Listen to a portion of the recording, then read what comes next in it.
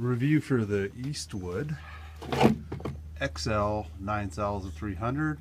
Good helmet.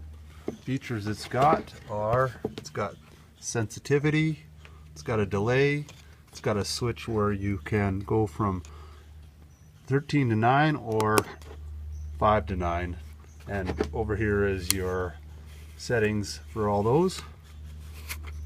The grind mode is pretty good. You click it back and now it's in grind mode. Basically shuts the helmet off. It is a grind mode, but being in a shop, it's a little too dark for grinding. I find it really good for using a cutting torch. The lens opening is 4 by 3.5, which is pretty good. It's got 4 sensors on the top. 1, 2, 3, 4. Headgear is very comfortable. The helmet weighs about 2 pounds. And yeah, so I would recommend this helmet. It's a pretty good helmet. If you want to check out more of my stuff on Instagram, my Instagram account is Kennedy_welding, so check me out.